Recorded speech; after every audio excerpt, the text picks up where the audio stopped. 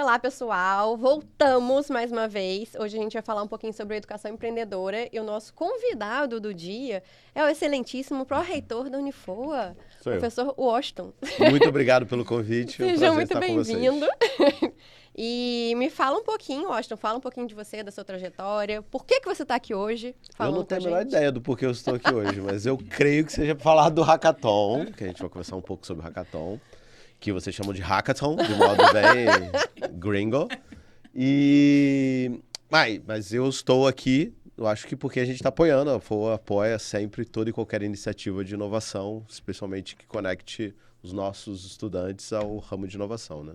E fala um pouquinho da sua trajetória. Como que você chegou como professor, pró-reitor da FOA, seu papel aqui? A minha graduação, eu me graduei em engenharia, né, de produção, e sempre fui caindo de alguma forma na área de inovação, de alguma maneira. Trabalhei em montadoras, trabalhei na Volks, e estava na área de novos projetos. Depois eu fui para Saint-Gobain, canalização, que fica em Barra Mansa ali.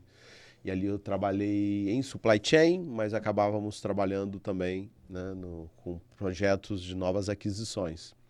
E a parte acadêmica sempre veio em paralelo nessa jornada toda, até a hora que eu migrei completamente para a área de educação e comecei a trabalhar em inovação e educação, que é a área que eu me sinto mais confortável, como que a gente consegue transformar o processo de educação em algo mais relevante para os estudantes e conectado com o mercado de trabalho.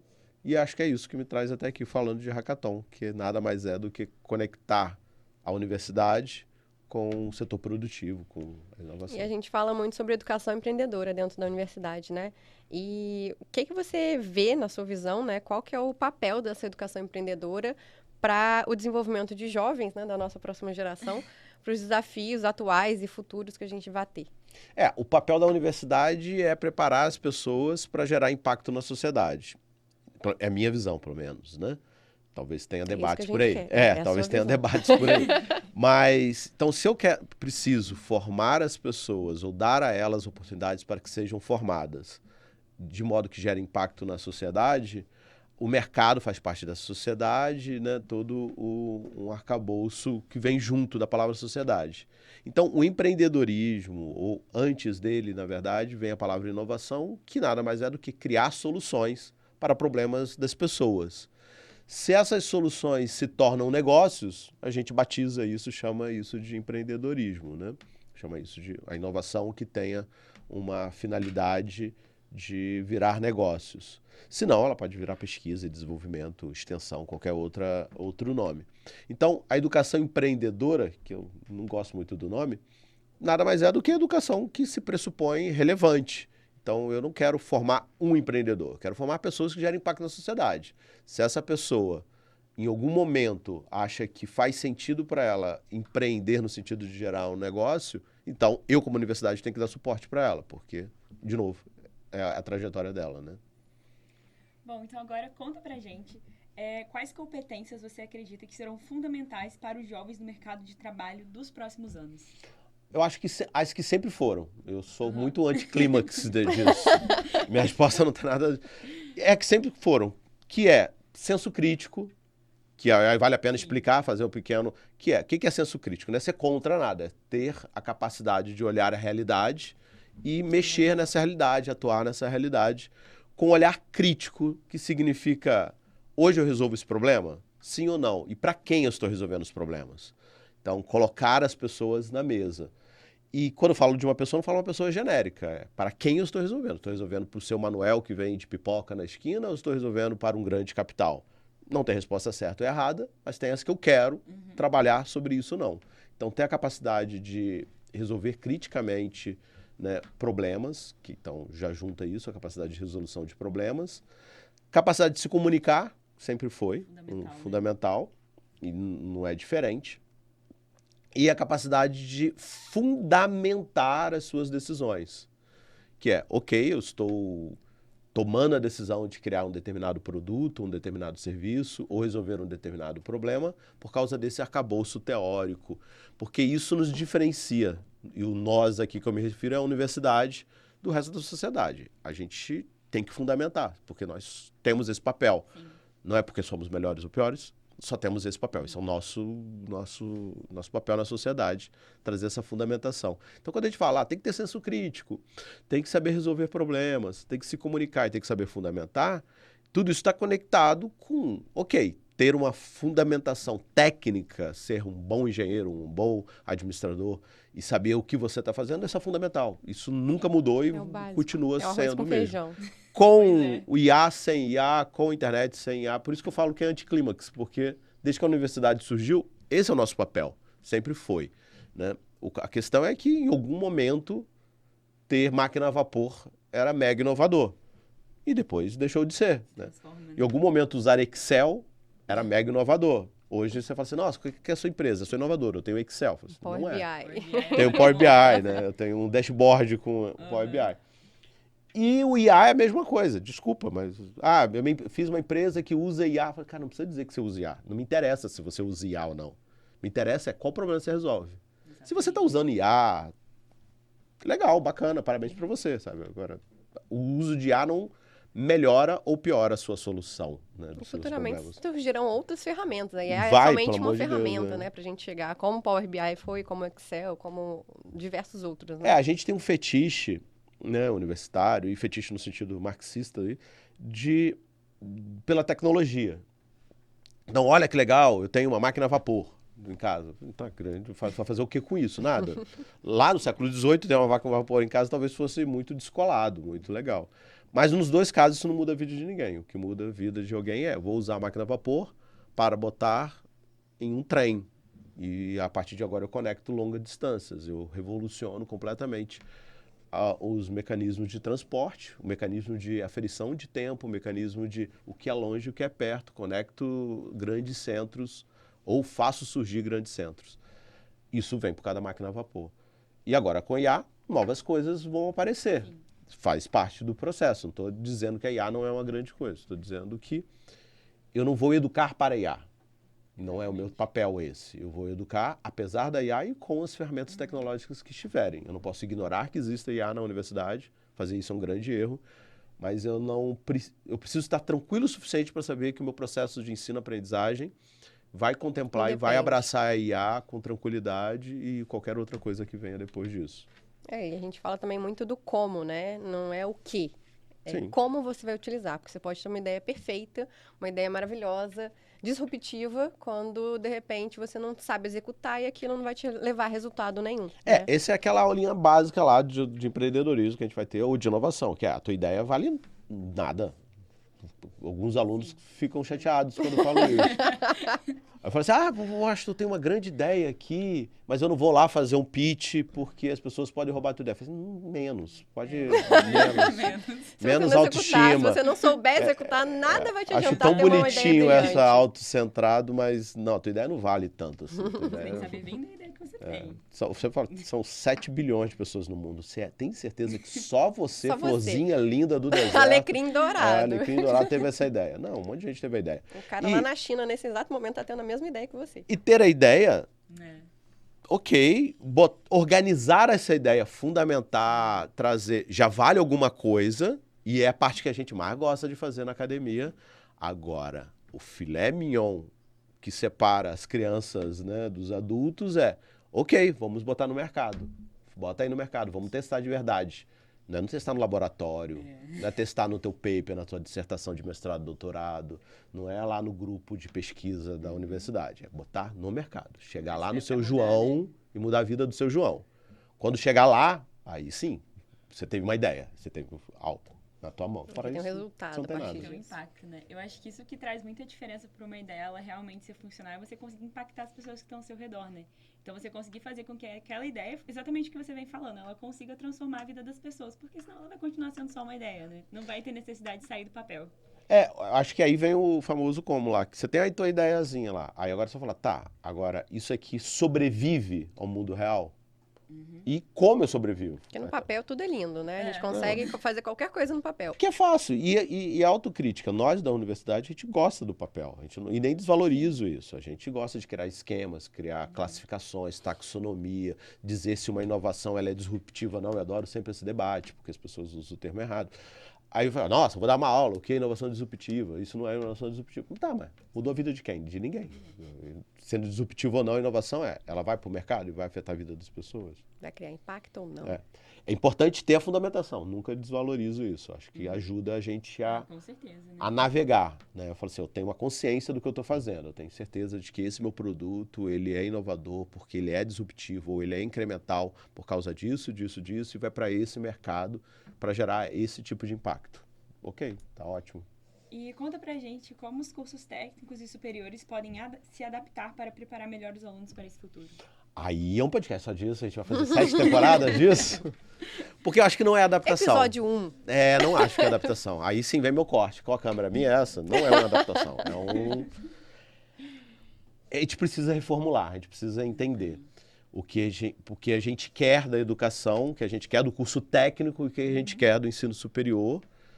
Porque se o meu objetivo, e o meu eu genérico, se a universidade ou o curso técnico tem o objetivo de formar um profissional, uma profissional, uma pessoa que vai para o mercado, qual tipo de pessoa é essa? Qual o impacto que eu quero que ela gere? Eu quero que ela ajude a manter o processo que está atualmente funcionando? Ok, isso é um tipo de formação. Não, eu quero que ela ajude a expandir as fronteiras, resolver nossos problemas, resolver problemas que não são novos e até hoje a gente não resolveu, problema de desigualdade social, problemas de mudanças climáticas, problemas de inclusão das pessoas, né? Como que, a serviço de quem está essa inovação, a serviço de quê e qual água eu estou botando no moinho?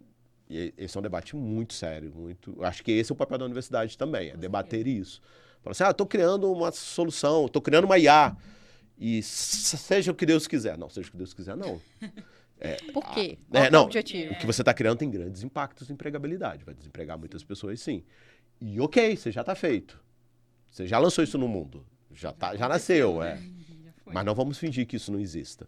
Não vamos fingir que você está consumindo um monte de água e está tudo legal. Vamos partir daí, porque esse é o nosso papel, entre outros, né? Então, eu não sei se eu respondi a tua pergunta. Eu acho que a gente precisa Pro episódio 1, sim. eu acho que só para deixar claro, a gente precisa repensar o processo da educação, seja ele técnico, superior ou como Não todo. adaptar, mas repensar, né? Porque adaptar parece que eu vou criar A universidade tem essa mania, né? Agora é birra com a universidade. Alguém vai criar uma disciplina. Sim, A gente precisa transformar os nossos alunos em empreendedores. Legal, vamos criar a disciplina de empreendedorismo. Eu falei, não vai, só a única coisa que eu sei é que isso não vai funcionar. Porque você não vai transformar ninguém em empreendedor ou dar às pessoas as ferramentas adequadas para se empreenderem, criando uma disciplina de empreendedorismo. Isso não vai funcionar.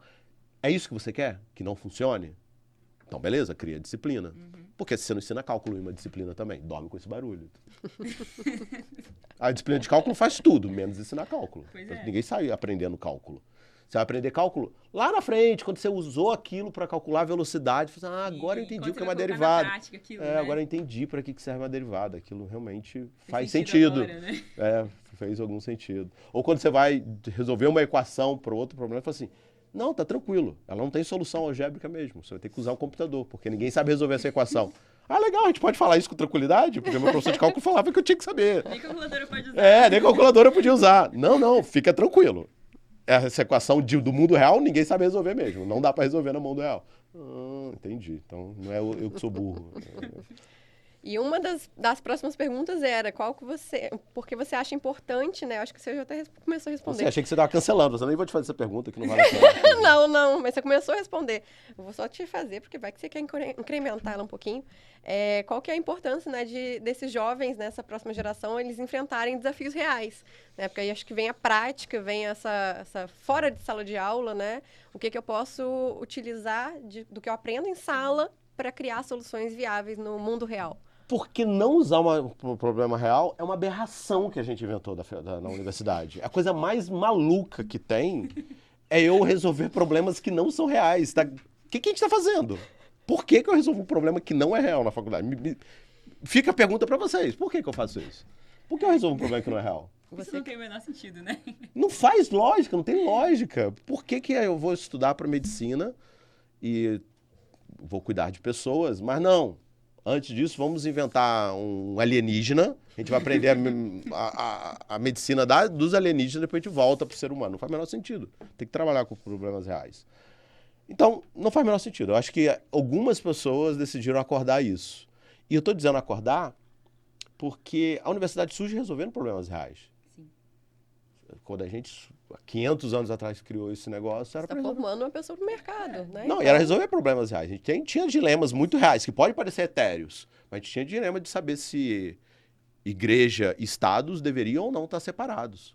E esse seria um debate absolutamente lógico há 500 anos atrás, porque a gente não conseguia imaginar, alguém teve que imaginar uma estrutura de sociedade onde a igreja não estava imbricada com o meio de vidas. Então, dizer que, olha, uma igreja não tem o direito de dizer como eu devo viver, essa é uma decisão minha, isso é uma conquista que vem da universidade, que vem de um debate, isso não é coisa etérea, é bem real isso. A gente pode ter uma conversa, mas isso é iluminismo. Não, isso é um debate real. Alguém estava preocupado se ele podia ou não ser punido pelas condutas sexuais dele ou por qualquer outra coisa, só porque não manifestava um determinado credo. Então, isso era um problema real. Quando a gente decide lá, poxa, vamos calcular aqui a gravitação universal, a gente está preocupado. Tem um problema real. A gente tinha problema de saber quando vai ser o próximo eclipse e como que tudo isso funciona. Quero entender o mundo real. O Newton não estava lá inventando coisas. Agora a gente vai lá e cria, vamos estudar aqui gravidade, mas vamos tirar atrito, vamos tirar tudo e vamos fazer com tudo que a equação caia em dx, dy, porque isso dá para resolver na mão. Eu falei, tá, mas o mundo não dá para resolver na mão. O mundo é mais complexo do que esse. Então, o hackathon e outras iniciativas, mas aqui a gente está falando de hackathon, onde eu trago problemas reais, vindas ou não de empresas, e fica essa provocação. Poxa, isso faz com que o aluno fale, ok, eu entendi porque eu estou estudando tudo isso, eu entendi que o mundo é muito mais complexo. Eu sou um mega, né, da pentecostal do design thinking, né? Eu acho que... Então, sempre que alguém traz um problema, eu falo assim, tá, mas esse problema é real para quem? Esse é um problema de quem? Sempre agora, por exemplo, com o IA, vem-se o debate. Como que a gente vai democratizar o acesso ao IA? A resposta é não, a gente não vai democratizar. Porque quem que a gente quer enganar? A gente não vai democratizar o acesso ao IA. Porque eu não democratizei o acesso à internet, eu não democratizei o acesso à água, não democratizei o acesso a saneamento básico. Por que você está preocupado com o IA? Sabe? Preocupa com o saneamento básico. Nem foi bem feito ainda. Pergunta lá com o saneamento básico. Quando a gente democratizar o acesso a saneamento básico, talvez a gente pense em democratizar IA. Então, quem que vai querer IA sem saneamento básico? Não, porque é uma mentira. Tem internet. Mas a minha crítica, ela é um pouco mais calhorda, que ela é... Porque esse debate é mentiroso. Sim. Essa pessoa que está querendo dizer, a gente tem que se preocupar com acesso a IA, esse é um problema não real. Que nitidamente, sabe, não é que a pessoa está preocupada, de fato está criando um mecanismo para resolver isso. Esse não é um problema real. É um problema que essa pessoa está inventando porque ela não tem qualquer compromisso em resolver esse problema. Então é a universidade se retroalimentando, né, criando assuntos para ela mesma, ou a política, não falando da universidade, mas pode ser outros setores da sociedade. Então, quando eu falo para o meu aluno de engenharia, eu falo assim, olha, você tem um problema de engenharia, você tem um cara que carrega lixo reciclado o dia inteiro. E como que a gente faz com que a vida desse cara seja melhor? Eu sou aluno de engenharia, não tem nada a ver com isso. Tem, você pode desenvolver um veículo mais leve, mais sustentável, pode arrumar um mecanismo que ajude a separar esse lixo. É o que a gente, nos cabe. Isso não quer dizer que eu vou ignorar esse problema. Seria muito bom que esse cara não estivesse ali. Mas, às vezes, na cota que me interessa e que eu posso ajudar esse cara dessa maneira. O problema é real. Né? E não é um problema de uma grande empresa. Esse é um problema real. Agora, eu não vejo sentido de eu estar tentando resolver um problema na universidade, que é um quadradinho com uma determinada velocidade, que daqui a 40 horas, quando que ele vai encontrar outro quadradinho. Tem um sentido pedagógico isso. Por 10 minutos, por 20 minutos. Para estar numa prova... Não faz sentido. Uma prova que pressupõe que seja instrumento para eu ver se o meu estudante desenvolveu as competências necessárias para aquilo que a universidade se colocou como objetivo. Percebe que a palavra mercado nem entrou aí. Não estou dizendo que foi o mercado que determinou o meu objetivo. A universidade botou um objetivo de aprendizagem. Falou, é isso que eu quero desenvolver. Aceitei, não vou debater. E você está botando um quadradinho para o aluno calcular a velocidade. Não entendi. Não faz sentido mesmo. Não é cinismo. Está errado. Simplesmente está errado. E a gente continua fazendo isso.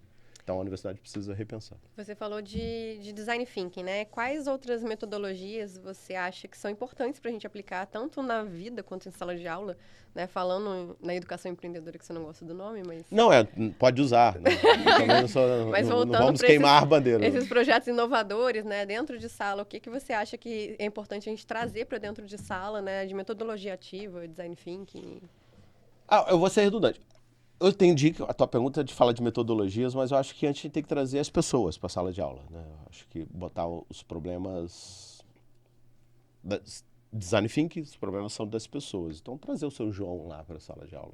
Mas eu quero trabalhar em empreendedorismo. Então, traz um empreendedor, um empresário, empresária. De quem que você quer resolver esse problema, né? Para o mundo. E aí você vai começar a perceber que os problemas são muito mais complexos, né? Que aquelas pessoas estão envolvidas em 1000 outras coisas. A gente fala assim, mas esse empreendedor, ele é muito ruim, ele mistura a conta física com a conta jurídica. Eu falei, tá, mas vê a realidade desse cara lá. Talvez se ele não fizer isso, ele não vive, sabe? Então, talvez o negócio dele simplesmente não pare de pé. E ele tá se endividando, é uma loucura. A muitos pequenos empreendedores. Né? É loucura. A moça que vende Avon, sabe? Ela vende Avon hoje, o dinheiro que entrou hoje é o dinheiro para comprar o pão do filho dela. Se ela não misturar a pessoa física com a privada, ela não tem pão hoje, sabe? Mas ela deveria se organizar para... Tá, white people problem, sabe? Porra, tá falando besteira, não tá longe da vida das pessoas. Não quer dizer que eu não possa ajudá-la. Eu acho que é para isso que serve. A gente vai lá e tentar ajudar. Mas não é para dar aula, é a minha birra, sabe? Não é para chegar para ela e falar assim, olha, eu vou te dar uma aula de separar. Não, faz o contrário. Em vez de trazer ela para sua vida, vai vivenciar a vida dela. Que talvez seja... O primeiro passo da empatia, né? Do design thinking. Que é o design thinking. Então, junto com isso, tudo que fizer sentido para aquela realidade. Então, você vai usar o Scrum, porque a gente tem divide Flamengo e Fluminense, né? Eu sou do Scrum. Não, você vai usar o Scrum se fizer sentido usar o Scrum. Eu tenho um projeto que ele faz sentido em entregas parciais. Pode não fazer sentido em entregas parciais. Imagina que o teu projeto seja um sistema de tratamento operatório, pela área da saúde lá. Não tem uma entrega parcial. Você tem que fazer um tratamento inteiro, né? Você não pode largar seu antibiótico no 3º dia porque tá bom o suficiente. Você vai fazer o tratamento inteiro. Então, 21 e 21 dias. Exato, tem todo o processo aí. Então, quando eu olho para o Scrum, eu falo assim, faz sentido, tem entregas parciais, dá para fazer MVP, então, ok, vai para o Scrum. Não, isso aqui tem que ser um método clássico mesmo, de cascata, de gestão de projeto. Então, as ferramentas são só ferramentas. O prego e o martelo funcionam se eu quiser pregar o martelo. Se eu quiser usar o prego para outras finalidades, possivelmente o prego é uma má ferramenta, é um mau instrumento, e o prego e o martelo é um péssimo instrumento para o que eu quero fazer. Então, quais ferramentas eu vou usar depende da minha realidade. E aí, puxando, é o papel da universidade. Nos cabe dar repertório, por isso com o mundo real. Dar repertório. O meu estudante tem que saber trabalhar com Scrum, tem que saber trabalhar com o PMBOK, tem que saber trabalhar sem nenhum tipo de gestão, porque ele está numa realidade que aquilo não permite, e com dinheiro, sem dinheiro, fazer gestão financeira, não fazer gestão financeira, porque é um mundo real e a realidade são diferentes. Não existe um mundo real. Existem inúmeras realidades, infinitas, né? Realidades. 7 bilhões. 7 bilhões de realidades, possivelmente, né? Na verdade, tem pessoas que vivem 3, 4 realidades ao mesmo tempo. Então, talvez tenha algum fator de multiplicação. Aí deixa para vocês, engenheiros. Porque... Então, as ferramentas, elas precisam ser vistas. Eu gosto de falar isso para a gente desmistificar. Às vezes o estudante fala assim, mas qual é a melhor ferramenta? Para quê? Né? Sempre aquela resposta. E referente aqui também, né? Depende, né? Depende do referencial. Então, o que você quer fazer com isso? Né? Então, repetindo, poxa, eu quero dar as primeiras aulas do meu estudante para ele entender o que é massa. Legal, talvez seja o caso de usar um caso que não é real aqui. Eu estou fazendo uma decisão intencional de não usar um caso real por um determinado período de tempo. Agora, durante 90% do tempo, ou 100% do tempo, acho que só está errado. Eu ia falar palavras mais leves, mas só está errado. E como que você vê o apoio do Unifoa, né, em relação à inovação, à educação empreendedora, nos cursos, né, em cada um dos cursos, porque são vários e distintos também entre eles, Sim. né?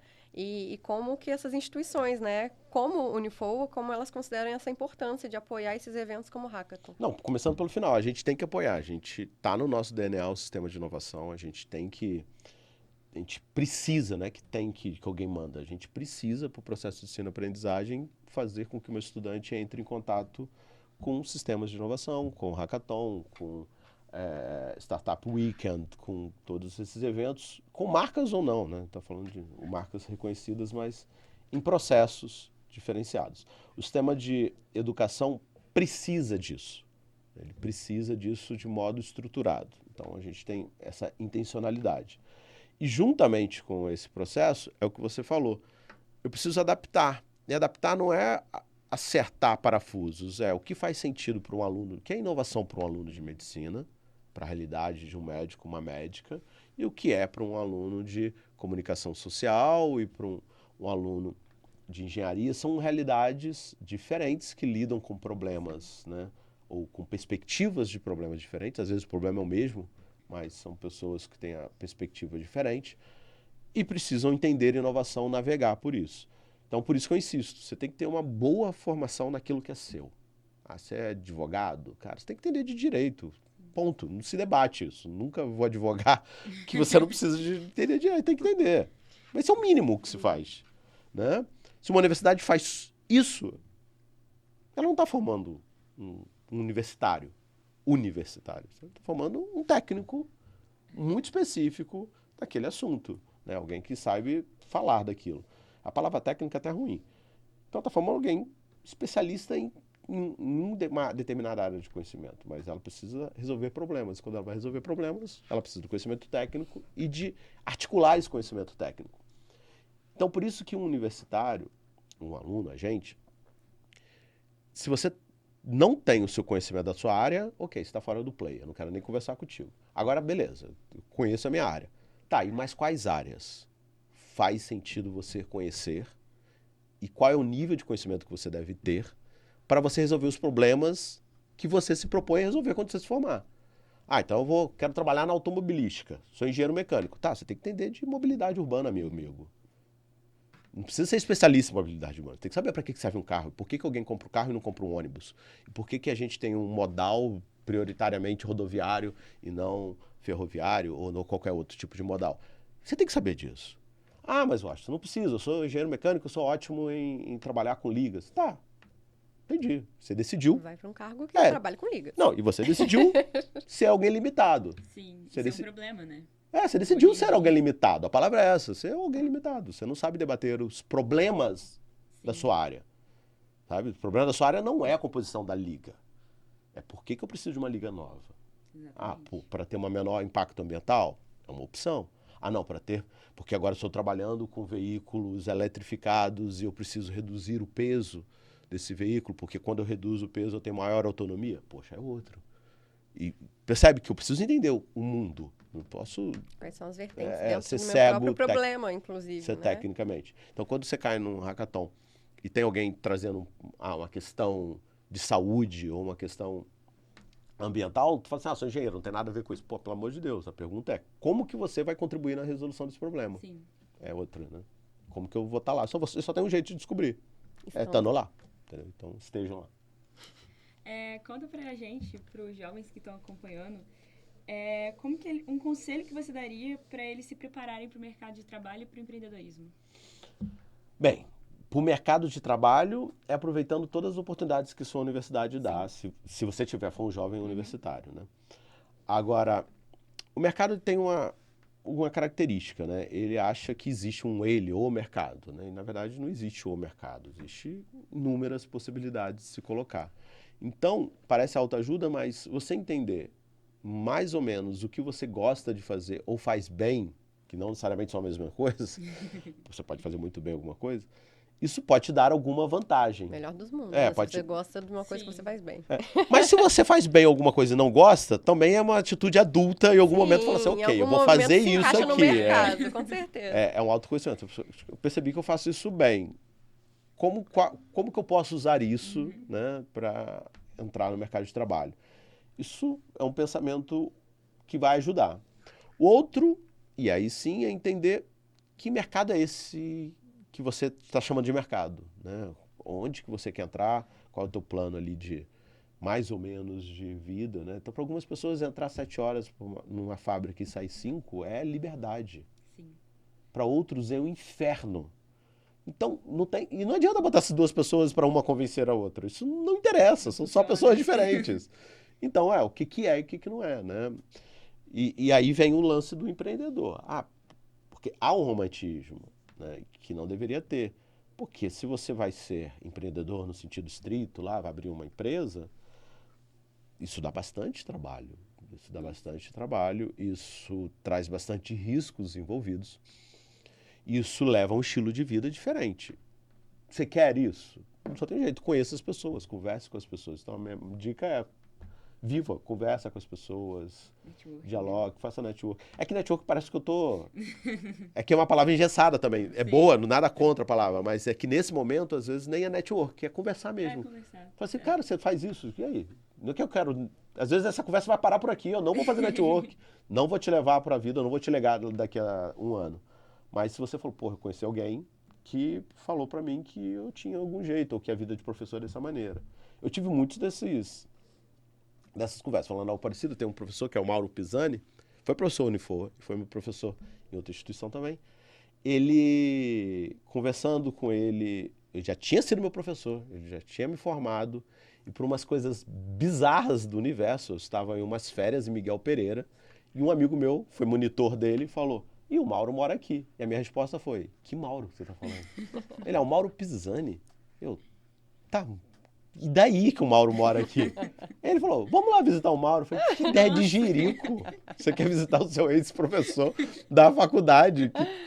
E ok, o cara era legal, mas por que eu vou sair da piscina e ir lá? Ele, não, vamos. Esse meu amigo, por alguma razão, ele quis isso.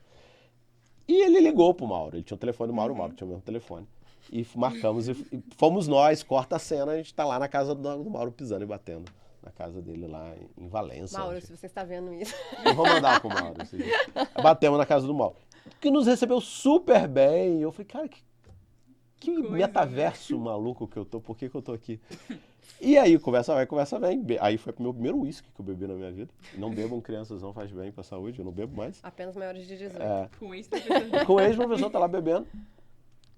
E ele falou, eu acho que você se daria bem no meio acadêmico. Eu falei, sempre gostei de estudar, que não sei o que. Ele falou assim, E, por exemplo, hoje eu acordei, corri, malhei, aí fui ler Nietzsche, fiquei lendo 3 horas de Nietzsche, depois fui montar minha aula, eu era professor de engenharia, né? Fui montar minha aula, e depois eu fui lá dar minha aula. Eu falei, eu gostei dessa rotina. Eu gostei dessa rotina.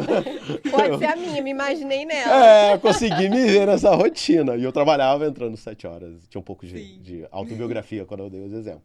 Né, de você entrando 7 horas e saindo 5 horas da tarde, 6 horas da tarde. Eu falei assim, eu não gosto muito de entrar 7 horas. Eu gosto muito da minha rotina. Eu não tenho problemas em trabalhar domingo, mas eu tenho problema em trabalhar todo dia das 7 às 5. Naquele horário fixo e em sala. E aí eu falei, poxa, faz sentido isso. Corta a cena, passam 2 anos, Mauro me liga. Washington, tem uma vaga para ser professor de fenômenos de transporte. Você quer? Porque eu não vou poder. Eu falei, tá, Mauro, mas por quê? Eu falei, porque aquele dia, lá na minha casa... Ele lembrou. Você falou que talvez você gostasse. Eu falei, é verdade. Ele, então. Eu falei, nem eu sei se eu tava falando sério ou não. E por sinal eu tava naquele emprego, tava trabalhando na empresa. Eu falei, tá, eu vou aceitar. E ali eu entrei em faculdade, comecei a dar aula no ensino superior, demorou mais e acabei indo para a área acadêmica, respondendo acho que a tua primeira pergunta aí, acabei chegando nela. Mas o que eu estou dizendo tudo isso, que é esse contexto de que pessoas são essas, né? E um pouco de autoconhecimento. Talvez eu com 18 anos eu não soubesse responder essa pergunta, talvez não, tenho certeza. Eu tinha que trabalhar na fábrica, tinha que entender que talvez eu seria muito frustrado se eu me fizesse engenharia. E até mesmo entender o que você não queria mais. Claro, e ir lá e falar, putz, muito legal isso. As pessoas falam, você não tem saudade? Eu falei, cara, saudade em português é uma ótima palavra, sim. Quero, I miss you, né, metido em inglês? Não, nenhum. Sinto falta? Não. Quero instalar de novo? Não. Mas foi muito bom os estresses que eu passei. Né? Os estresses. Os estresses que eu passei, as vivências, minhas gastrites e tudo. E o sistema acadêmico também vai te dar isso. O sistema de fazer mestrado, fazer doutorado. Sim. É mega tóxico, tem mega problemas. Não faltam exemplos de... orientadores babacas, e gente babacas, um ambiente machista, cheio de assédio. Eu não tive esses problemas, eu até tive sorte, mas eu vi tudo isso acontecendo, gente muito babaca existindo. Mas acho que é isso em qualquer meio, né? Em qualquer mercado. Mas alguns mercados têm mais do que outros. O meio acadêmico tá no top aí. Meio acadêmico. Não vou passar pano. O meio acadêmico tem. Porque a gente lida com vaidade. São pessoas vaidosas, né? E é o nosso. Eu tô aqui falando. Gente, eu tô aqui falando que não sei o que, olhando pra uma câmera. Vai dizer, não, eu sou mega humilde. Claro que não, mega vaidoso. Você tá olhando pra uma câmera, veio aqui falar, sabe? Uma pessoa humilde fala, não tem nada a acrescentar. E às vezes o cara acadêmico. Muito a acrescentar. E às vezes o cara acadêmico não vem, porque ele vai falar assim, não, eu não preciso estar ali, leia meus papers, sabe? Leia meu livro. Não tenho tempo, não tenho agenda. Já falei sobre esse assunto, leia meu livro. Então são vaidades, pode se manifestar de formas diferentes, mas somos vaidosos. Sim. A gente fica 1h30, no mínimo, todo dia, falando com 30, 40 pessoas. A gente é mordido por isso. Quem não gosta de falar não tá ali. E às vezes não tá mesmo. Às vezes o cara tá numa sessão de pesquisa e é babaca por isso, porque alguém obriga ele a estar em sala de aula e fala que eu não queria estar aqui. Eu queria estar pesquisando polímeros, sabe? Mas eu sou obrigado a prestar um concurso para professor, para poder pesquisar. X horas em sala de aula. Está X horas em sala de aula. Então me aguentem, porque eu aguento vocês. Essa é a vida acadêmica. Bom, partindo para o final, qual o convite que você tem para deixar para os jovens, para as pessoas poderem participar do Hackathon e para eles aproveitarem essa oportunidade? Eu acho que todos devem participar do Hackathon, se você está em processo de ensino-aprendizagem. Sim. E não só jovens, porque mudou bastante o perfil.